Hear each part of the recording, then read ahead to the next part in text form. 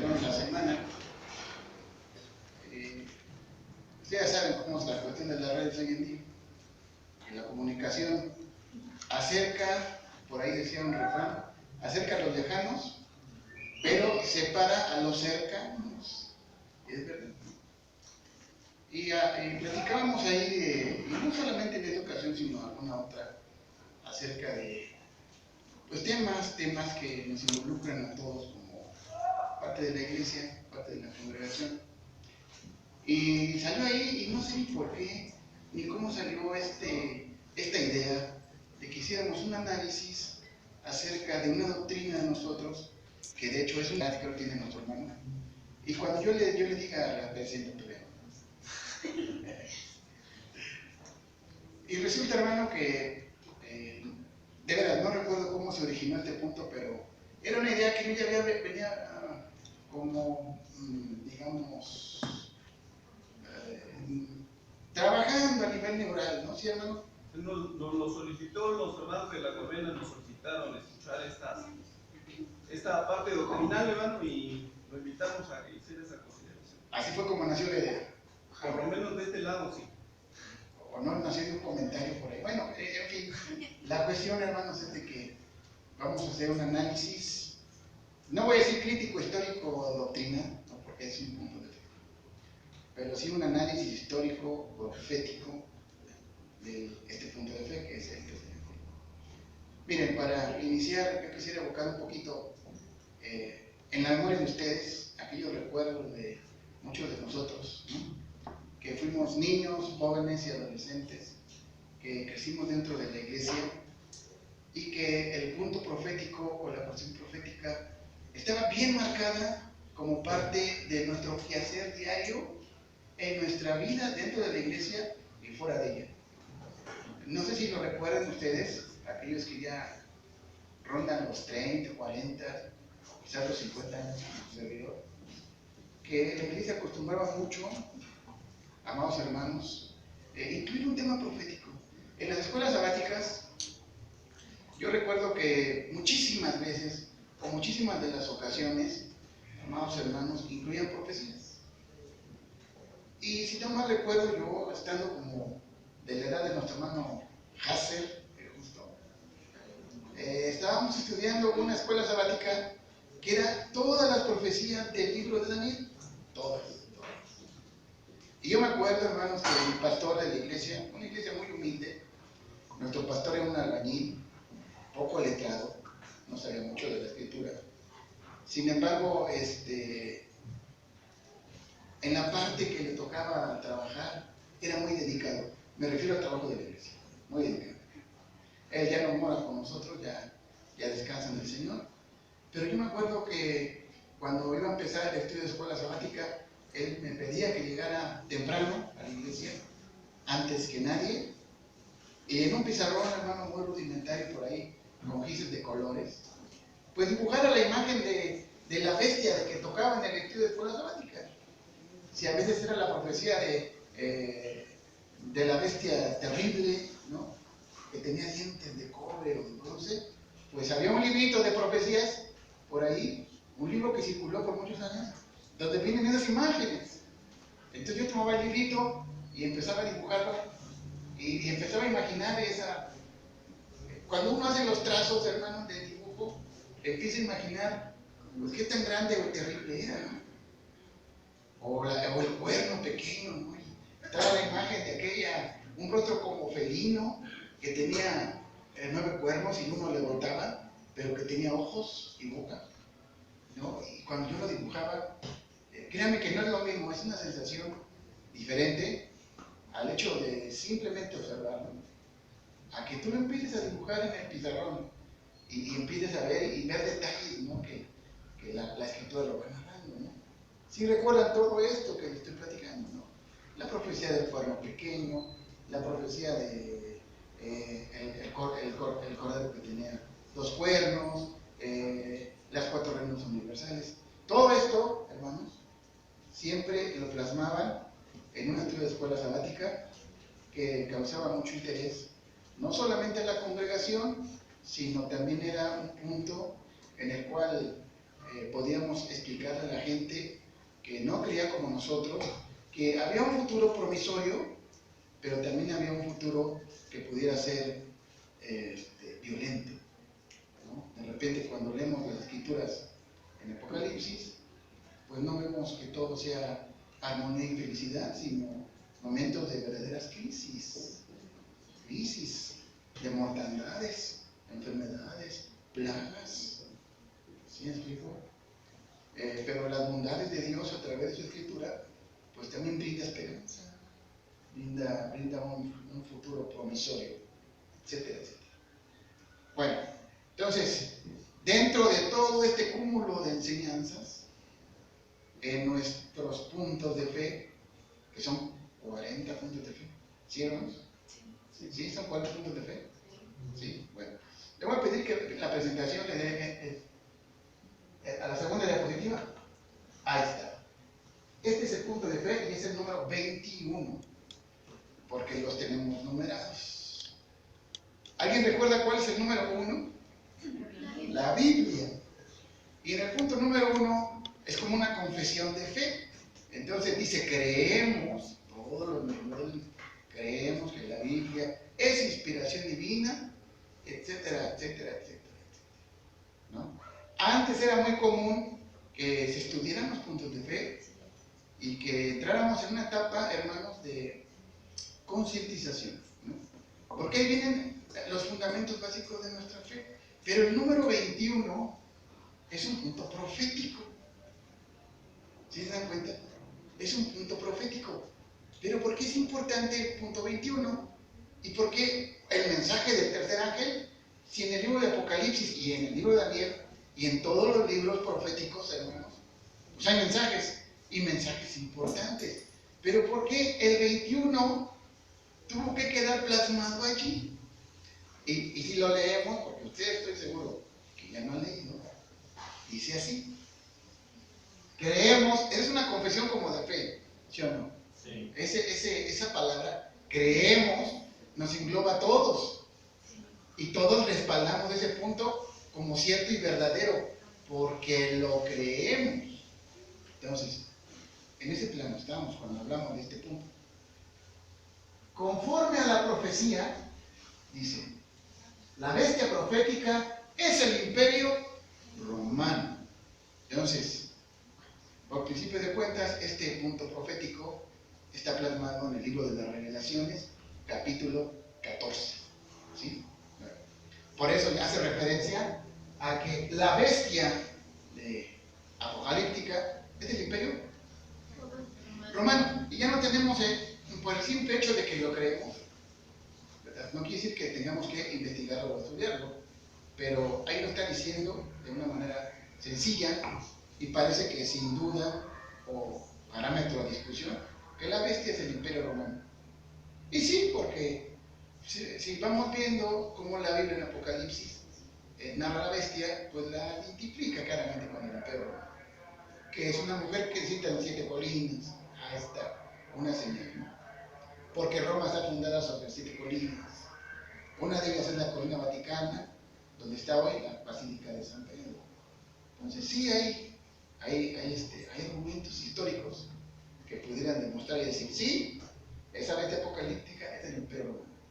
Pero dice que cayó en el pozo del abismo, porque en el libro de Apocalipsis se narra que ese imperio como que pierde poder porque es arrojado al pozo del abismo. Algunas interpretaciones de la iglesia dicen que es la bestia que es, que fue y que será, ¿sí? O sea, que fue, que es, pero está como latente, esperando el momento, pero también será, esperando un levantamiento, un crecimiento, una expansión, un renacer de este imperio romano. Es bien curioso, hermanos, un día estaba yo en la Basílica de Guadalupe. ¿Quién no ha ido a la Basílica, hermanos? ¿Verdad que sí? ¿Y a qué hemos ido a la Basílica? ¿Quién no ha ido? ¿Quién ha ido? ¿Quién no ha ido? Yo no he ido. ¿Nunca han ido? Fíjense cómo es el juego de palabras. ¿Nunca han ido? ¿Nunca han tenido la curiosidad de entrar a la Basílica, a la antigua, ¿no? Que es un monumento histórico colonial? Nunca han tenido la curiosidad de ver qué hay ahí. ¿No? Si es la bestia que fue y que será, en algún momento yo creo que cada uno de nosotros o alguien pues debería estar monitoreando a esa bestia, en qué condición está, porque será. ¿Sí me explico?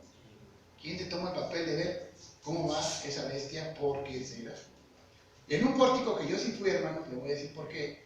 Porque aparte de un interés religioso, tengo un interés cultural por la etapa mexicana de la colonia, y resulta que todos los edificios coloniales pues reflejan una cultura religiosa, ¿sí? Y en un pórtico, en la iglesia, en la primera iglesia, dice estas palabras, más o menos así: Imperius Latinus Romanus. Lo que quiere decir es que ese imperio romano de alguna manera ha subsistido a través de una cara religiosa que es justamente un pueblo romano, ¿no? Una iglesia que es católica, es universal, apostólica, pero que también es romana.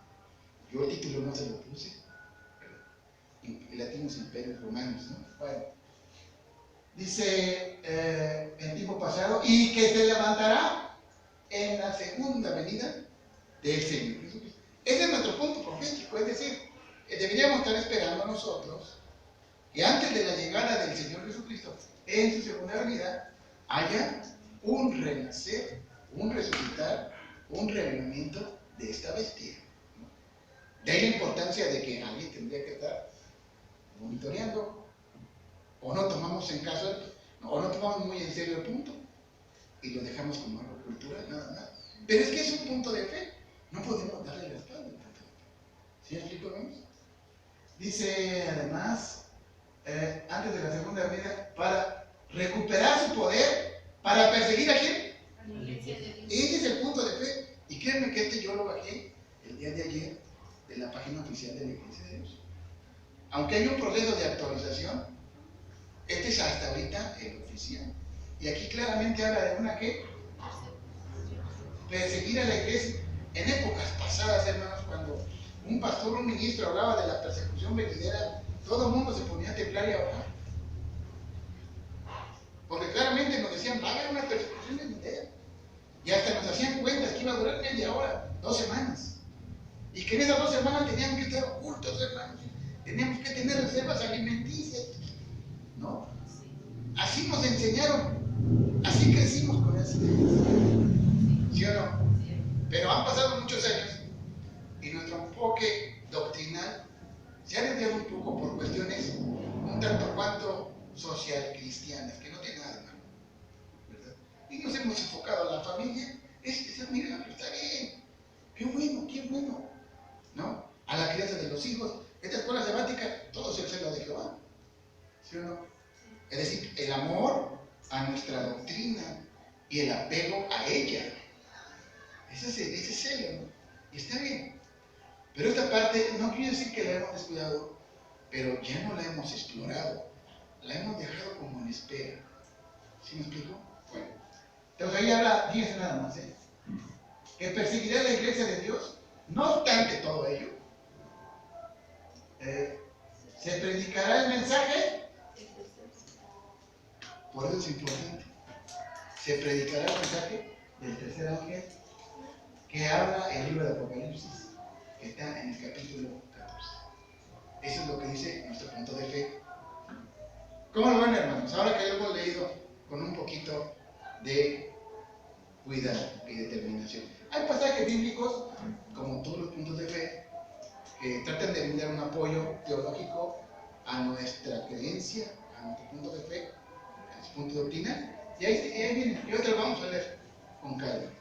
Pero antes de que pasemos a otra cosa, tenemos que hacer un análisis y tenemos que hacer un estudio histórico de por qué es importante este punto y por qué está instalado allí y por qué debería ser motivo de que cada uno de nosotros tenga una preocupación legítima por los posteriores días.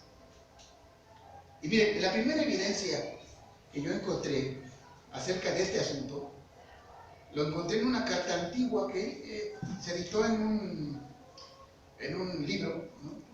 Y en esa carta antigua Es una carta de 1936, si no mal recuerdo. 1936, en los comienzos de nuestra iglesia en la República Mexicana, cuando apenas estaba conformando una especie de gobierno y cuyo dirigente en esos momentos era un ministro que se llamaba Baltasar Laureano, ¿no? Estamos hablando de 1936. ¿Cuántos años han pasado de 1936 hasta nuestros días? ¿Alguien que haga cuentas? 2019 menos 1936. ¿Cuántos? 83 años.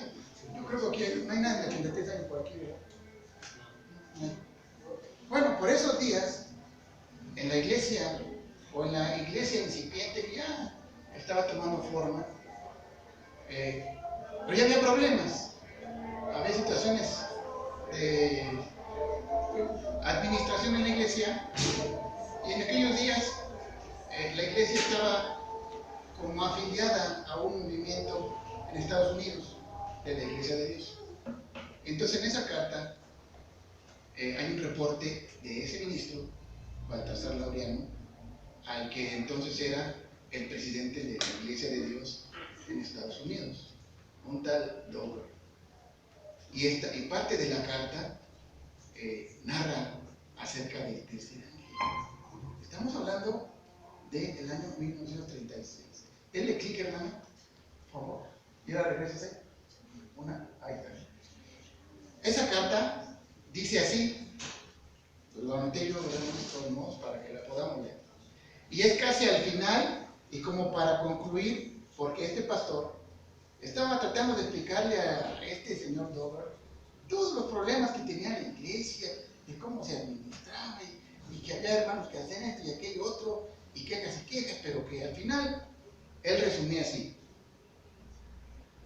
en doctrina, así decía el pastor, en doctrina, consiento el predicar el mensaje del ángel en Revelación en número 14. Es decir, como conclusión le dice, él consiente predicar el mensaje, el último mensaje de Revelación capítulo 14, el del tercer ángel. Y como le dije a usted hace 3 años, estoy en el movimiento del Salem al 100%. Así concluye su carta. Así concluye su carta. Después de toda la serie de problemas que traía, él dice, estamos trabajando en la predicación del último ángel de Revelación capítulo 14. Es el mensaje del tercer ángel. Y además, estoy con usted, como se lo dije hace 3 años, al 100% con el movimiento del Salem. El movimiento del Salem, West Virginia, es un movimiento que en Estados Unidos, al cual estábamos como afiliados, y cuya bandera era el mensaje del tercer ángel, o el mensaje del último ángel. Por eso, hasta el día de hoy, esta idea, hermanos, que traían nuestros hermanos de Estados Unidos, migró a la conciencia de los primeros hermanos en México, y llega hasta nuestros días reflejada ¿qué? En un punto de fe. ¿Verdad? Pero desde entonces ya había en el consciente colectivo la importancia del mensaje del tercer ángel. Desafortunadamente, nosotros a principios, no de este siglo, ni del anterior, sino estamos hablando del siglo 1800, por ahí, mediados finales, que este mensaje tomó fuerza no solamente en la Iglesia de Dios, que vamos a asumir que fue quien la originó, sino en otros grupos. Uno de ellos es este, me denle clic, hermano, por favor. A ver si lo alcanzamos a ver. ¿Sí? Está con rojo, pero dice hasta arriba la última advertencia. Si lo ven, no lo ven. Y hasta abajo, ¿qué dice? El mensaje del tercer ángel. Este movimiento, hermanos, está dirigido por un personaje. A ver si lo alcanzan a leer ahí. ¿Qué dice ahí?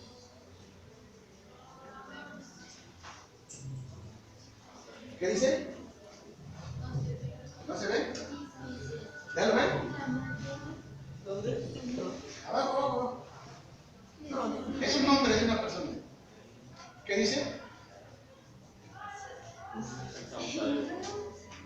Vamos letra por letra. E-W-L-W-L-E-N. L. Y luego aquí hay una G. W. Luego punto. W-H-I-T-Y. Helena Golden White. Entonces, este movimiento del tercer ángel y esta doctrina también se predicó hace 2 siglos, 2 siglos y medio, dentro de las congregaciones adventistas. ¿Verdad? Por eso mucha gente por ahí andan diciendo o cree que tenemos un sentido, un origen común con ellos. Fíjense cómo este punto es tan complicado, hermanos, y nunca lo traemos a la mesa porque es un punto muy amplio. Entonces, hay unos que dicen que esta idea nació en el adventismo y nosotros decimos no, nació en el momento de la iglesia de Dios. Pero muchos adventistas dicen no, es que la iglesia de Dios es una iglesia disidente de la iglesia adventista. Si usted busca iglesia de Dios en internet o lo busca en la Wikipedia, va a aparecer así, como una iglesia disidente del adventismo. Pero eso es una mera especulación, eso no es cierto. Y se puede demostrar, no tenemos como origen al pueblo adventista, no lo tenemos. Sin embargo, de alguna manera, ellos también adoptaron el mensaje del tercer ángel. Recapitulando, el mensaje del tercer ángel es un concepto que se movió con mucha fuerza hace 150 años en Norteamérica, que ha migrado hasta nosotros en forma de un punto doctrinal. Y que asumimos que el origen de él nació en el seno de nuestra iglesia y que sin embargo grupos adventistas también lo adquirieron. No sé si como punto de fe, pero sí como doctrina. Y este es el número de personas que han visitado esa página. ¿Cuántas personas son? 3.778.000 y fracción. O sea, 3 millones han visto han leído el mensaje del tercer ángel bajo un enfoque de la profetisa. Entonces, mucho cuidado y mucha atención con este aspecto. Esta es la parte histórica del punto de fe. Y nada más tenemos como evidencia nosotros que en una carta antigua se menciona que íbamos a estar trabajando en el mensaje del último ángel de Revelaciones capítulo 14. ¿Sí me explico, hermanos? Una vez ya tenemos la parte histórica del punto y cómo llegó a nuestros días, ahora sí podemos estudiarlo desde el punto de vista bíblico y reflexivo. ¿Sí, hermanos? Para eso voy a pedirles que abramos nuestra escritura. ¿Cuánto tiempo nos queda? Perdón, aquí está en el culto, ¿no?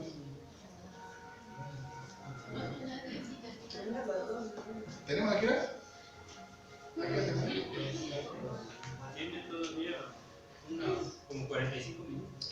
40 minutos. Muy bien. Pues miren, vamos a ver, por fin, ¿qué dice Revelaciones capítulo 14 y por qué representa esa importancia tanto que ha migrado y que ha trabajado no solamente en los orígenes de nuestra iglesia, sino también en otros movimientos? ¿Sí, hermanos? ¿Sí estoy siendo claro? De repente me vuelvo complicado en mi forma de hablar, pero si creen que no soy claro, yo puedo aún esforzarme un poquito más. Bueno, miren, resulta que este mensaje que aparece en el libro de Apocalipsis capítulo 14 viene acompañado con otros 2, porque este es el mensaje del ¿qué? Entonces hubo un mensaje previo, ¿no? 1 o 2, ¿sí o no? La lógica nos dice esa. O que cuando menos hubieron otros 2 ángeles, porque este es el tercero. Y miren, vamos a empezar leyendo el versículo 6 del capítulo 14, ¿ven? ¿Están ahí? Sí. Y vamos a leerlo despacio. Y vi volar por el medio del cielo otro ángel. Es decir, no es el primero, simplemente es otro, que tenía el evangelio eterno para predicarlo a los moradores de la tierra y a toda nación, tribu, lengua y pueblo, diciendo a grande voz: temed a Dios y dadle gloria, porque la hora de su juicio ha llegado, y adorad a aquel que hizo el cielo y la tierra, el mar y las fuentes de las aguas. Imaginen esta escena apocalíptica. Dice, yo vi un ángel que volaba en medio del cielo y que traía consigo, hermanos, el evangelio eterno para ser predicado ¿dónde? ¿Dónde? En la tierra, a todo pueblo, a todo linaje y a toda nación y tribu. ¿Sí me explico? Esta parte profética de la Escritura, desde luego que se ha cumplido, porque ese evangelio, esa palabra del Señor Jesucristo, ha llegado hasta nosotros. Un pueblo originario de América, ¿verdad, hermanos? Arrumbado en las colinas de la Colmena, Estado de México, municipio de Nicolás. Hasta acá llegó ese evangelio tal, hermanos. Y así como le llegó a ustedes, le llegó a sin número de personas. Yo creo que esta parte de la Escritura, enfatizada, insiste en que este trabajo de evangelismo no termine, que este trabajo de evangelismo no pare, que este trabajo de evangelismo, hermanos, no llegue a su fin. Y aquí nos entramos en situaciones donde tenemos que meditar, porque tenemos que pensar nosotros qué tan apegados estamos a esta primera parte de este mensaje. ¿Qué tan apegados como pueblo estamos a este mensaje? Hay una situación que se ha dado en nuestra iglesia, hermanos, en general. Y es que nuestra iglesia de Dios está constituida principalmente por miembros que descienden de padres y madres que fueron convertidos. Es decir, prácticamente la mayoría de nosotros, si no crecimos, ya nacimos aquí.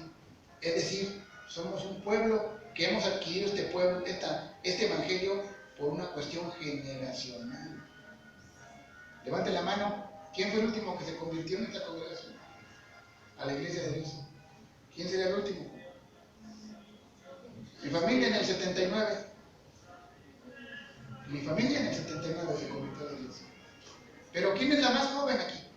Que se haya convertido y que no nació. ¿Quién? ¿Cuándo, hermano? 2001. ¿Estamos hablando de cuántos años? 18. ¿Quién más, hermanos? ¿Cuándo, hermano? 2010. 2003. Andamos sobre la misma cifra, hermanos. 16 más 15 años. Y si vamos a cualquier congregación, nos vamos a dar cuenta que la mayoría de los miembros, de los jóvenes sobre todo, y de la membresía en general, somos descendientes de esas personas que aceptaron a Jesucristo hace 10, 20, 30, 40 años. Esa es una realidad, hermanos. Lo que evidencia claramente que en apego a este mensaje, ese evangelio eterno no está saliendo de nuestro círculo familiar.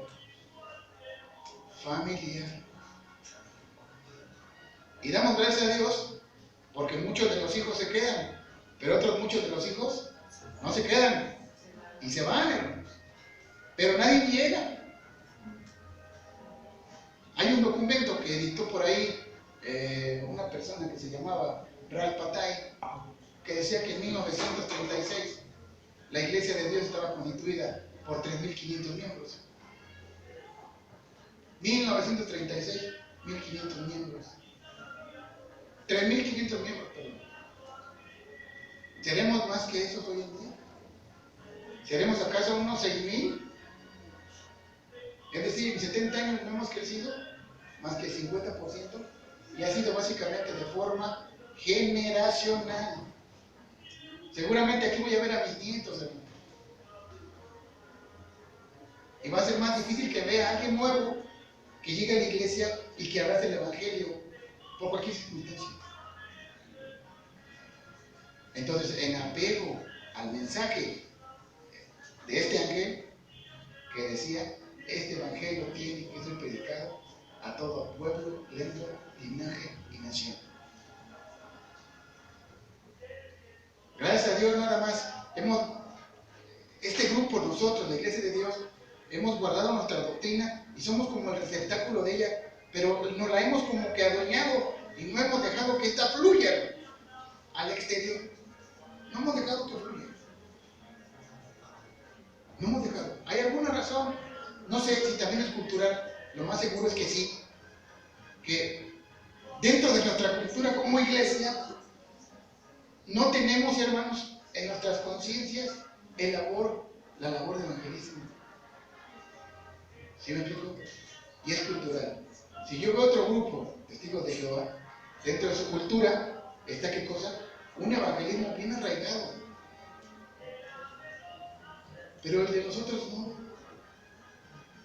No tenemos el evangelismo arraigado. Y todos los grandes evangelistas que estuvieron en nuestra iglesia, o que han vivido en nuestra iglesia, ya murieron, hermanos. ¿Alguien se acuerda de la hermana Esperancita Trejo? Sí. Es la última gran evangelista que yo me acuerdo. Es la última gran evangelista que yo me acuerdo. Y tiene como 20 años que murió nuestra hermana. Otra Esperancita Trejo, no la he visto. ¿O sí? No. Hermanos, era increíble ver cómo se acercaba con tanta facilidad y a cualquier individuo le hablaba de este evangelio eterno.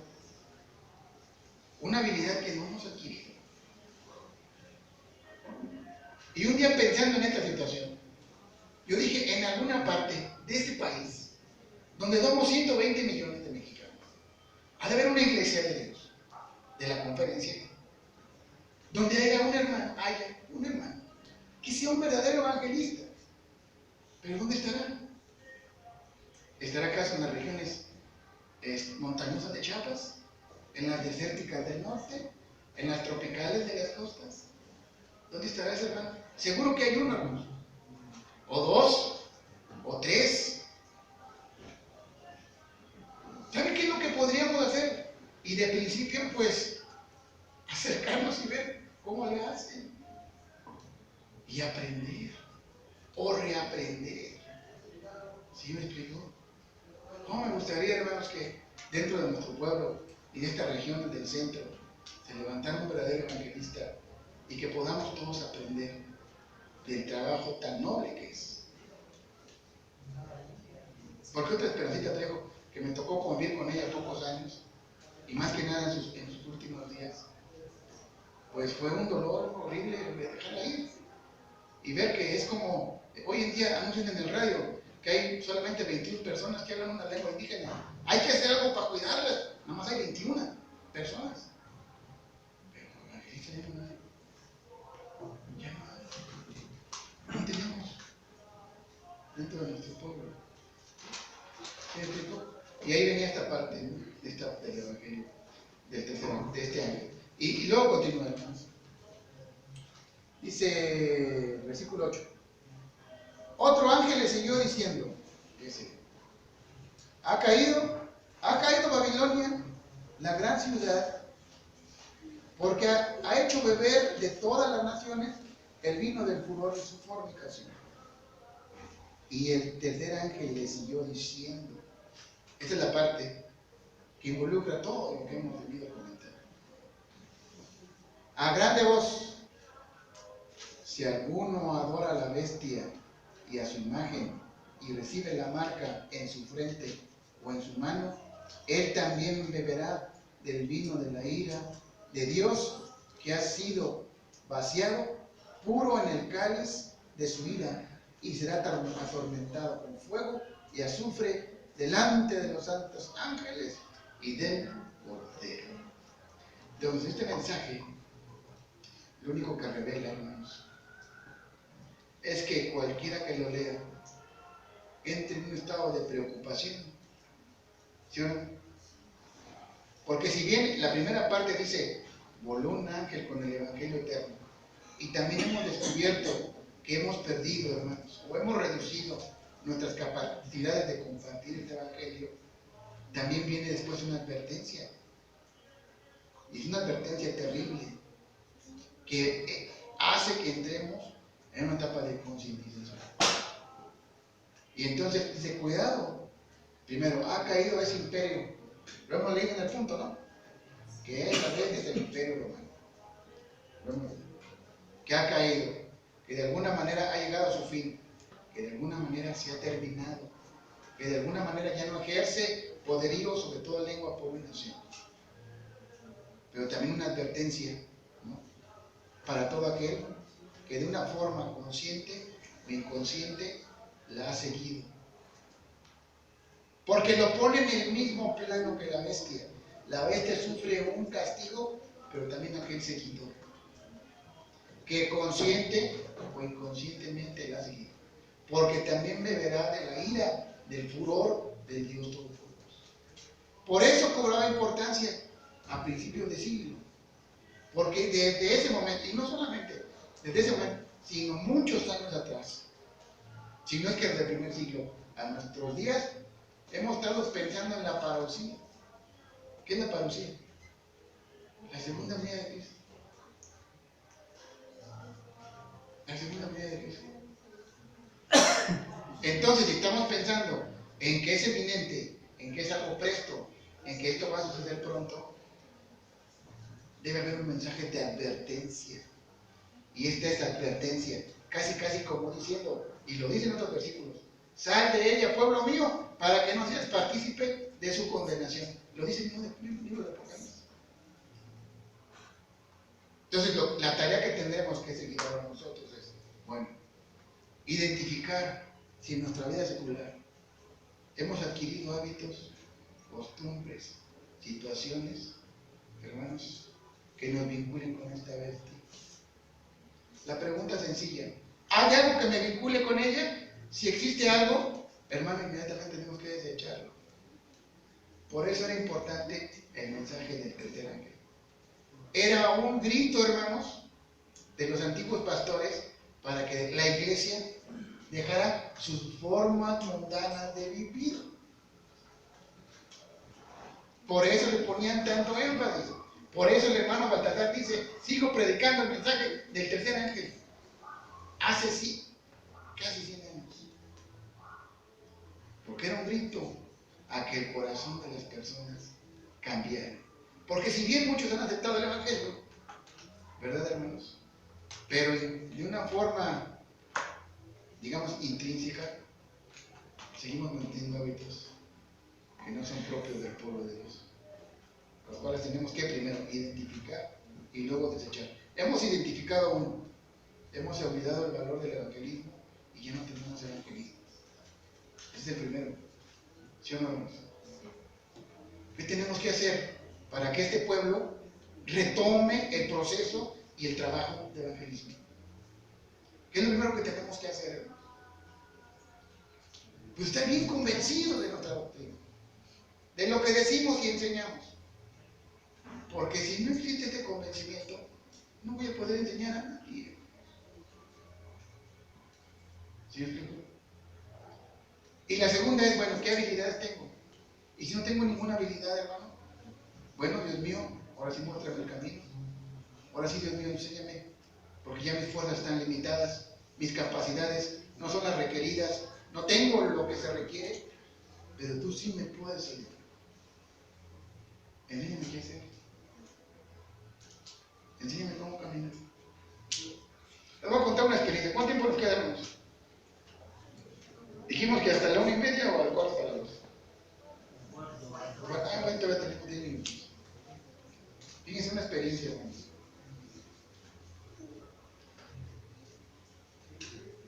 Caminaba yo un día por un jardín que básicamente era pasto, ¿verdad, hermanos? Un pasillo en medio que era de adoquín, o adoquín. Y se acercó un joven así rubio, de ojo azul, con acento así como de Chihuahua. Así, te hablaba hace muchos años, un acento de Chihuahua. Ya me contagiaban la risa, yo estaba bien preocupado por eso. Y me dice, oye, ya te hablaron del Señor Jesucristo. No, hermano, pues yo, joven de la iglesia de Dios, me sabía todas las profecías, la del tercer ángel, ¿no? Pues poquito, ya ve que siempre nos ha caracterizado la humildad. No, pues casi no, soy un poco niño. Pues te invito a una plática, una charla. Te invito a una charla. Pues es que mira que estoy muy ocupado. No, tú no te preocupes, mira. ¿Tú di a qué horas? ¿A qué hora te desocupas? No, pues mira, son las 11. Pues yo creo que como a las 3. ¿Tienes palabra? Así me dijo. Pues sí tengo palabra, voy a venir. Aquí te espero. Acento así de chido. Y pues ya como le dije que iba a ir, pues tenía que ir, ya no había dicho nada. Porque tenía que demostrarle que sí tenía palabra. Pero a ver, ¿qué le impide a cualquiera de nosotros hacer lo mismo? Sí, un miedo. Un miedo. ¿Y sabe qué es el miedo? Es el temor a lo que todavía no sucede. Pues ni siquiera lo estoy haciendo. Pero ya tengo miedo. ¿Sí, hermano? Es como cuando vamos a agarrar el camión, me van a saltar. A ver, hermano, a lo mejor sí. ¿Verdad? Puede ser que sí. Pero tanto sé que no. El miedo es una situación que todavía no ha pasado. O ya me asaltaron. Aunque también es una especie de mecanismo que tenemos para la supervivencia, ¿no? Pero el miedo en exceso se convierte en terror y el terror paraliza, ¿no? Pues no caigamos en situaciones de terror para que no nos paralicemos. Y lo primero que pensé es, bueno, pues ¿por qué no hago yo lo mismo? Voy al parque, no, mi Biblia, tiene una charla. Va a venir alguien y va a escuchar. Sencillo.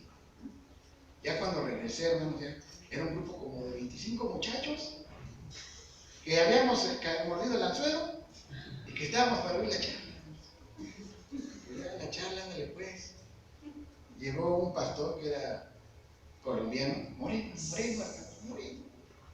No sé si conocen a Usain Bolt, más o menos. Usain Bolt ahí. Vamos a ver la escritura, ¿no? Ya saben, los jóvenes de la iglesia, ya están diestros para la doctrina, vivarachos y mal instruidos, a derrotar a todo mundo que se vaya. A bibliazos santos, hay que ser Empezó el hermano. Vamos a ver la carta del apóstol Pablo a los hebreos. Levanta la mano. ¿Qué le vamos a ayudar, joven? Hermano, ¿dónde dice que la carta de los hebreos la escribió el apóstol Pablo? Ahorita te voy a enseñar. Pues le dio vueltas y le dio vueltas. Pues no, porque la carta no la dedica el apóstol en ninguna parte. Un punto a su favor. Un punto. Yo por dentro. Está predicando el evangelio. Mensaje del testimonio. Está predicando el evangelio. Bueno, eso no es importante. Lo importante es lo que dice la escritura. Ay, hermano, ¿qué dice Hebreos 4:9? A ver, ¿qué dice Hebreos 4:9? Queda un reposo para el pueblo de Dios. Ay, que yo guardo el sábado. Pero ¿de dónde vienes tú? Pues no vamos a leer los hebreos. Y tengo esta Biblia que es de los testigos de Jehová, versión del Nuevo Mundo, que dice, por lo tanto queda un reposo sabático para el pueblo de Dios. Pero ¿cómo crees que esa Biblia está mal? No, pues mira, aquí traigo una versión griega que dice, bueno, porque te eres judío. No soy judío, ¿no? Pero te invité una charla, ¿no? Para leer el evangelio. Yo nomás pregunto porque, no sé, así no se habían destruido. Pues tú vas a destruirme a mi grupo. Le digo, pues apenas vamos a empezar. Ya vamos a escribir el grupo. Hoy nos reímos, hermano. Pero qué mala práctica, ¿no? Era muy mala práctica. Desde el grupo de 21, en un momento se dividió y dijo, allá con el colombiano y acá con el mexicano, que era yo. Y ya que tenía el grupo, pues ya me dio flojera luego seguirle, hermano. Tenía que ir a la cafetería y que poner videos y que hacer aquello. También estaba yo muy chico, ¿no? Y no entendía esta responsabilidad porque una vez que abrí la puerta, pues ya no podía cerrarla. ¿Sí me explico? Ya no podía. Y créanme que había uno que hasta el último me seguía a la biblioteca. Oye, explícame las 70 semanas. A ver, ¿qué te voy a explicar? ¿No? Que sea la última vez, porque yo me tengo que casar. No. Sí, pero yo no entendía lo grave de la situación. Porque si bien nos enseñaban a predicar, ¿qué creen? No nos enseñaban a mantener. Lo más difícil es mantener, hermanos. Dar un paso para predicar ya. Estamos ganados, ya estamos. Pero para mantener. Porque ya entonces preguntan a los hermanos, pastor, no pastor. O sea, si hay un problema, ¿a quién llaman? Si hay una ansiedad, ¿a quién llaman? Si ya pasó algo, ¿a quién llaman? Si alguien tiene que venir a abrir el templo, ¿quién es? Si hay que hacer culto de recepción, ¿sabes quién viene? Si hay culto de oración el domingo, ¿quién viene? Si a alguien por ahí se le ocurrió que tiene que evangelizar, ¿quién tiene que ir? ¿Verdad? O sea, lo difícil es permanecer. Una iglesia tan numerosa como nuestra congregación de Río Blanco no permaneció. Ahora es un número reducido. Existe, pero ya no tiene la gloria de esos 1500 miembros. Lo difícil es que permanezca. ¿Sí o no, hermanos? Sí. Eso es lo difícil, que permanezca. Entonces es un trabajo muy fuerte, muy grande, y que tenemos que de alguna manera asumir. Si no es hoy, después, lo tenemos que asumir. Y si no tenemos la capacidad, hermano, pues, como les decía, pidámosle a Dios en oración que nos ayude. Un día ya, es la última anécdota. Nuestro hermano pastor Ociano, no sabe qué había rato. Me decía, vamos a ir a predicar el domingo. Quiero predicar. Él ya tenía su visita, porque sí tiene, bueno, tenía, no sé si, yo creo que sí, el hábito de los domingos irse a predicar. Y pues yo me gustaba ir con él. Pues ya llegamos a ir como a 2 o 3 lugares. Pero luego eran, las situaciones bien difíciles y que no estábamos preparados ni para atender. Eso también como me dificultaba y me estresaba. Le pedía a Dios, ¿cómo le hago? Vamos a ver una señora que en estado terminal de cáncer de matriz. O sea, a lo mejor el ministro tenía que decir, pero yo de 21, 22 años, ¿qué le digo? Si se va a morir. ¿No? ¿Qué situación me voy a enfrentar? ¿Qué tengo que leer en la Biblia? ¿Qué palabras de consuelo le tengo que dar a una persona que sabe que en menos de 6 meses va a morir? O sea, no se trabajo. Y me daba mucha tristeza porque la señora tenía incomodidad y su marido humildemente buscaba jitomate para partirle y darle. No sé si el jitomate fresco le daba algo de tranquilidad, pero entonces predique. Y la señora pues con dolores. Entonces ya era una situación que para mí era incómoda, no sé, porque no teníamos esa preparación para poder enfrentar algo así. ¿O sí, hermano? A lo mejor hoy sí, a lo mejor somos más prudentes hoy y tenemos una visión diferente. Pero en ese momento yo no sabía qué hacer. Y ya salíamos y en lugar de salir, pues reconfortados de que estamos llevando el Evangelio eterno a todo pueblo, ¿verdad? Pues yo salía deprimido. Ahora vamos a aquella casa. Ah, bien, hermano, o sea, pásele. ¿Qué nos va a platicar hoy? Una familia completamente diferente. Ah, pues mira, vamos a ver los animales limpios y sucios, para que ya no comamos carnes inmundas, esas carnitas, esta cochicharrón, qué asco. No te acerques ni los toquéis de lejos ni los mires, inmundo hasta la tarde. Ah, bueno, yo ya salía así como que, ya enseñamos el Evangelio. Vamos. Bueno, pues yo creo que ya por hoy, ya, domingo, 1 de la tarde, ¿no? Que yo qué voy a hacer, ¿no?